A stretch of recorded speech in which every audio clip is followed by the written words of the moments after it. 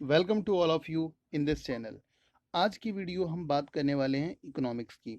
ये क्लास हम जीरो से शुरू करेंगे और कोशिश करेंगे कि इसको हम सीरीज में पूरे इकोनॉमिक्स को ख़त्म करें। तो स्टार्ट करते हैं। आज का जो लेक्चर है वो हम बहुत बेसिक करने वाले हैं। तो चलिए स्टार्ट करते हैं, शुरू करते हैं इसके बारे में। सबसे पहले है हमारे पास वेल्थ ऑफ नेशन। ये एक किताब है जिसको किसने लिखा है? Adam Smith. और एडम स्मिथ को ही कहा जाता है फादर ऑफ इकोनॉमिक्स। तो ये बात आप ध्यान रखिएगा कि फादर ऑफ इकोनॉमिक्स किसको कहा गया है? एडम स्मिथ को कहा गया है। आगे चलते हैं और आगे हम बात करते हैं इकोनॉमिक्स की। जो हमारा इकोनॉमिक्स है इसको हम दो भागों में बांट सकते हैं। पहला है हमारे पास माइक्रो इकोनॉमिक्स और दूसरा है मैक्रो इकोनॉमिक्स। अगर हम बात करते हैं माइक्रो इकोनॉमिक्स की, तो जब हम माइक्रो इकोनॉमिक्स की बात करेंगे तो माइक्रो इकोनॉमिक्स के अंदर हमारे पास इंडिविजुअल यूनिट की बात करेंगे, यानी प्रत्येक व्यक्ति की, जबकि मैक्रो में हम पूरे राष्ट्र के संबंध में बात करते हैं। दूसरा चीज, जो माइक्रो है उसमें हम प्राइस को मेन फोकस रखते हैं, जबकि मैक्रो के अंदर हम इनकम की बात करते हैं। इनकम हमारा अहम हिस्सा होता है।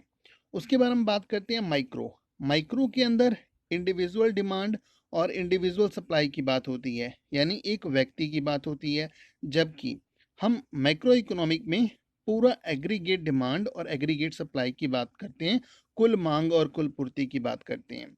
लास्ट पॉइंट आप याद रखिएगा, Adam Smith is the father of micro economics as well as Adam Smith is also the father of economic. Who is the father of economy? Adam Smith. Who is the father of microeconomy? Answer is Adam Smith. तो Adam Smith father of economy भी हैं और Adam Smith father of micro economy भी हैं। अगर हम बात करें मैक्रो इकोनॉमी के जनकदाता किसको कहा जाता है, तो इसका जो आंसर है वो है जॉन मेनार्ड केन्स को कहा जाता है फादर ऑफ मैक्रो इकोनॉमिक्स। आगे चलते हैं। अब हम बात करते हैं जो इकोनॉमी की डेफिनेशन है वो क्या कहता है।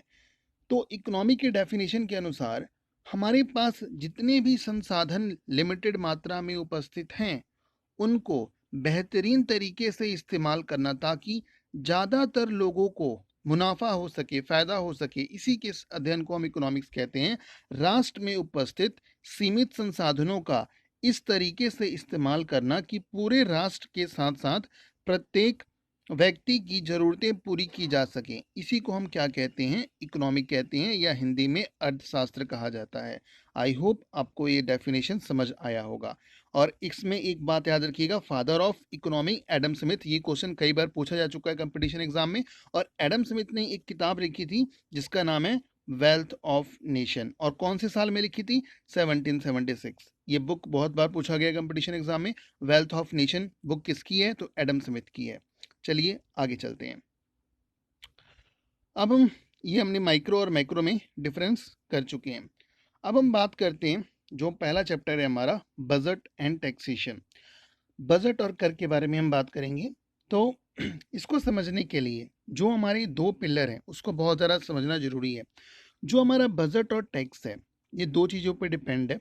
हम बात करेंगे इनकम की और दूसरी बात है हमारा एक्सपेंडिचर। आप ध्यान दीजिएगा, इनकम मतलब हमारी आय का सोर्स, हमारी आय मतलब हमारी गवर्नमेंट की आय का सोर्स। हम एक गवर्नमेंट को लेकर चलेंगे और गवर्नमेंट के हिसाब से समझेंगे कि कैसे हम टैक्स में पूरे गवर्नमेंट को इन्वॉल्व करेंगे। तो गवर्नमेंट का जो इनकम होगा वो दो चीज़ों से होता है, एक तो रेवेन्यू इनकम और दूसरा कैपिटल इनकम। तो अब हम जानते हैं ये रेवेन्यू इनकम क्या होता है और कैपिटल इनकम क्या होता है। रेवेन्यू इनकम दो तरह का होता है, एक तो होता है टैक्स और दूसरा होता है नॉन टैक्स। अब ये जो टैक्स है ये टैक्स भी दो तरह का होता है, एक तो होता है डायरेक्ट टैक्स और दूसरा होता है इनडायरेक्ट टैक्स। और नॉन टैक्स के अंदर क्या आता है? नॉन टैक्स के अंदर जितने भी हम फाइन पे करते हैं वो सब नॉन टैक्स के अंदर आता है। चलिए थोड़ा सा और समझाता हूँ मैं आपको कि ये चीज़ क्या कहती है। अच्छा, और दूसरा कैपिटल इनकम में क्या आता है? फाइनेंशियल लाइबिलिटीज और एसेट। चलिए मैं इसको पूरा डिटेल में हम करते हैं कि ये हम कैसे इसको समझ सकते हैं।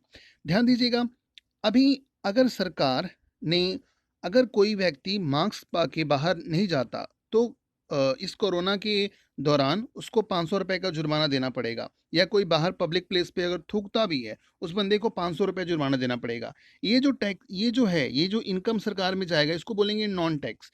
या अगर आप रेलवे में सफ़र कर रहे हैं फिर पैसा देते हैं, इन सारे ही जो ये नॉन टैक्स की कैटेगरी के अंदर आते हैं। आप ट्रैफिक रूल का उल्लंघन करते हैं तो जो फाइन पे करते हैं वो भी नॉन टैक्स इनकम के अंदर आता है। यानी ये सारा चीज़ सरकार का इनकम हो रहा है, पर ये कौन सी चीज़ में आएगा? नॉन टैक्स में। आपने कोई सरकार को टैक्स नहीं पे किया, आपने फाइन पे किया है। अगर आप कोई फाइन पे कर रहे हैं, चालान पे कर रहे हैं, तो ये सारा चीज़ इनकम तो जा रही है सरकार को, पर कौन सा इनकम होगा? ये नॉन टैक्स इनकम होगा। चलिए और समझते हैं थोड़ा सा। ये जो टैक्स है, अब ये टैक्स द्वारा भी सरकार इनकम कमाती है। अब ये टैक्स सरकार दो तरह से लेती है, एक तो डायरेक्ट टैक्स और एक इनडायरेक्ट टैक्स। और दूसरा हम, चलिए इसको डिटेल में करते हैं, थोड़ा नीचे जाके पूरा इसे पीडीएफ्स के द्वारा करते हैं कि अच्छे इसको समझ सकते हैं। फिर हम बात करेंगे फाइनेंशियल लाइबिलिटी क्या होती है, एसेट्स क्या होते हैं। तो चलिए स्टार्ट करते हैं इसको हम। अच्छा, इसको जानने से पहले थोड़ी सी और बेसिक की हम बात कर लेते हैं, फिर हम ये जो हमारा फाइनेंशियल लायबिलिटी और एसेट्स के बारे में पढ़ते हैं। फाइनेंशियल लायबिलिटी एक्चुअली कर्ज होता है जो हम किसी डब्ल्यूएचओ से लेते हैं या किसी भी वर्ल्ड बैंक से लेते हैं। जो बेसिकली अगर हम वर्ल्ड बैंक से कोई कर्जा ले रहा है हमारा देश, तो वो हमारा फाइनेंशियल लायबिलिटीज़ है। एसेट हमारे पास धरोहर जो होती है, सरकार के पास जो धरोहर है, कोई बिल्डिंग्स है, कोई प्रॉपर्टी है, अगर उसको सरकार बेच रही है तो सरकार के पास इनकम आता है, पर उसके बदले उसको एसेट अपना, जो एसेट है वो उसको अपना खर्च करना पड़ता है। तो चलिए इसके बारे में डिटेल में पढ़ते हैं, पर उससे पहले थोड़ा सा और हम बजट के बारे में जान लेते हैं। जो बजट है ये बजट भाषा बजट से लिया गया है। और ये जो हमारा जो बजट है ये इसका जो फ्रेंच भाषा जो बजट है इसे बजट मिलकर बना है। और इसका मतलब होता है लेदर या बैग, मतलब लेदर का बैग इसका मतलब होता है। तो ज़्यादा इसके बारे में हम आगे चलते हैं, क्योंकि ये बस आपसे ये पूछा जाएगा कि कंपटीशन में, वनडे एग्जाम में ये पूछा जाता है कि जो बजट है उसका मतलब क्या होता है, तो आप बता सकते हैं कि लेदर या बैग होता है इसका मतलब। चलिए आगे चलते हैं। अब हम बात करते हैं कुछ संशोधन की। जो कॉन्स्टिट्यूशन यानी जो हमारा संविधान है, संविधान के 112 अनुच्छेद के तहत जो बजट शब्द है उसकी जगह वार्षिक वित्तीय विवरण का इस्तेमाल किया गया था। यानी इसका मतलब ये हुआ कि जो हमारा आर्टिकल 112 है, आर्टिकल 112 कहता है कि जो बजट है उसको हम क्या क्या हमने उसकी जगह क्या वर्ड यूज किया था? Annual financial statement. ध्यान दीजिए, एनुअल फाइनेंशियल स्टेटमेंट मतलब क्या हुआ? मतलब सीधा सा ये कि हम अपने पूरे साल में कैसे खर्चे कर रहे हैं, उसी को हम बोलते हैं एनुअल फाइनेंशियल स्टेटमेंट। तो उसी तरह हमने मतलब ये पूछ सकते हैं आपके आर्टिकल कौन से आर्टिकल के तहत हमने इसको कहा था एनुअल फाइनेंशियल स्टेटमेंट, तो आर्टिकल 112 के तहत। आगे चलते हैं।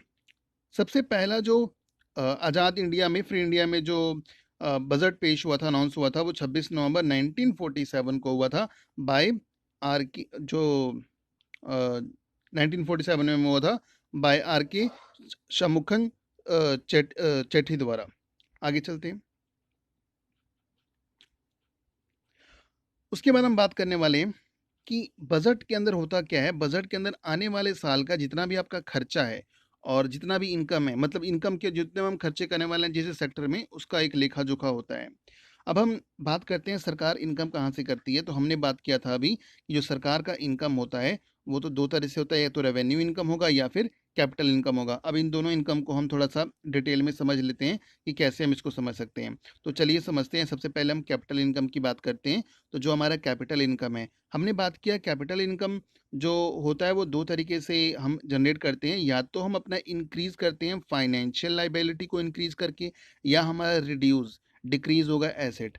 यानी कैपिटल इनकम दो तरह से होती है, या तो हम फाइनेंशियल लाइबिलिटी को बढ़ाएं। और इसका मतलब क्या हुआ? फाइनेंशियल लाइबिलिटी को बढ़ाने का मतलब ये हुआ कि जो हमारी सरकार है वो वर्ल्ड बैंक से कर्जा ले रही है या किसी और बैंक से कर्जा ले रही है जो वर्ल्ड लेवल पे है। अगर हम किसी से कर्जा ले रहे हैं तो हमारा फाइनेंशियल लाइबिलिटी यानी जो हमारा कर्ज है वो क्या होता है? बढ़ जाता है।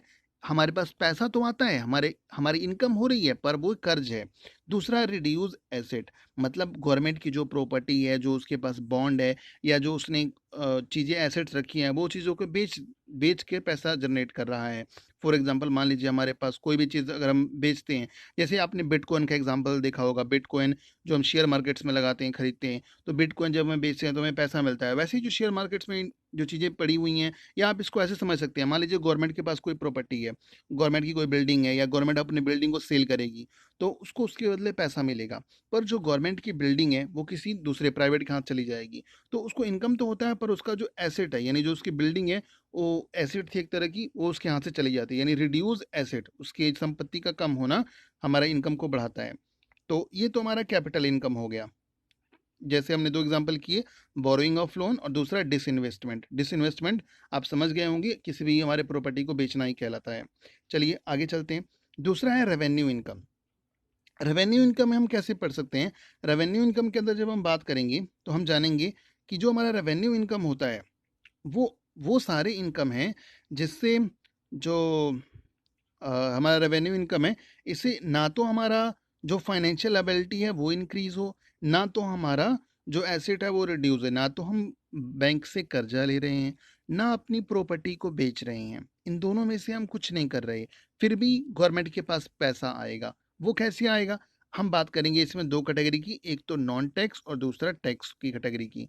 नॉन टैक्स के अंदर हमने अभी बात किया, जितना हमारा इंटरेस्ट हो गया, या फिर हम फाइन पे करते हैं, रेलवे को पैसा देते हैं, या ये सारी चीज़ें किस में आ जाती हैं?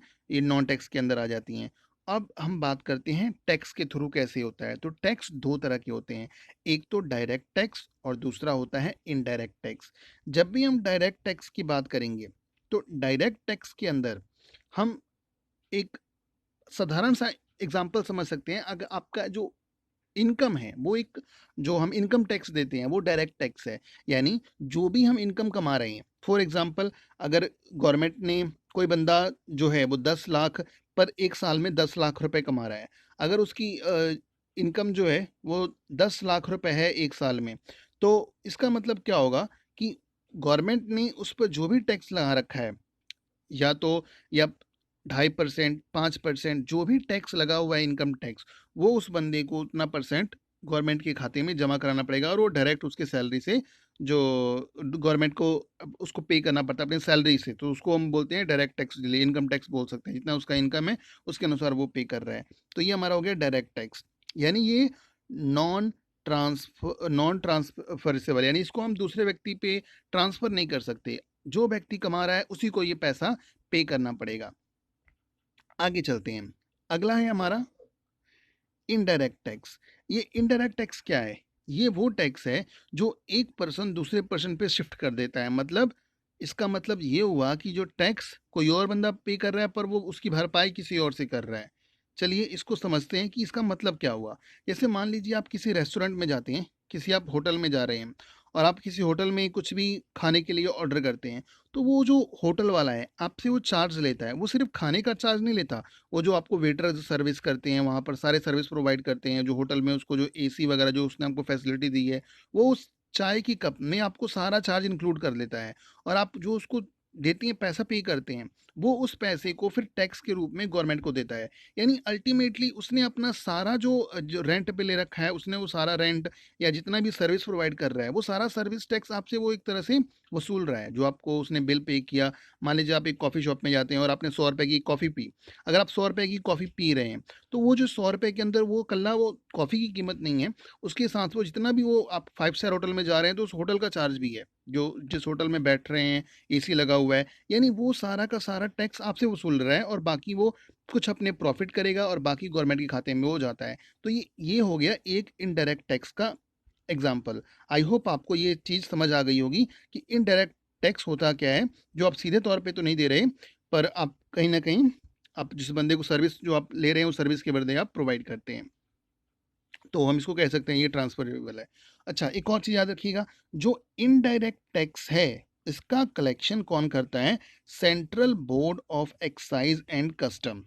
Central board of excise and custom, जो हमारा CBEC, ये हमारा central board of excise and custom, ये कलेक्ट करता है कौन सा टैक्स? ये पूछा जा सकता है एग्जाम में। तो आप आपको याद रखना है ये इनडायरेक्ट टैक्स कलेक्ट करता है। और डायरेक्ट टैक्स कौन कलेक्ट करता है? तो याद रखिएगा, डायरेक्ट टैक्स जो हमारा कलेक्ट करता है वो central board of direct taxes, ये हमारा जो संस्था है central board of direct taxes, ये आपका डायरेक्ट टैक्स कलेक्ट करते हैं। और इनडायरेक्ट टैक्स कौन कलेक्ट करता है? जो आपका हमने अभी बात किया central board of excise and custom. इस वीडियो में इतना ही रखते हैं। अगली वीडियो में हम जीएसटी के बारे में पढ़ेंगे कि जीएसटी को हम कैसे समझ सकते हैं और इसकी पूरी वीडियो बनाएंगे। आई होप आपको ये वीडियो अच्छी लगी होगी। अगर आपको ये वीडियो अच्छी लग रही है तो इस वीडियो को लाइक कीजिए, अपने दोस्तों के साथ इसको शेयर कीजिए, इस चैनल को सब्सक्राइब कीजिए और साथ ही बेल आइकन दबा दीजिए ताकि आपको अगली वीडियो का नोटिफिकेशन सबसे पहले मिल सके।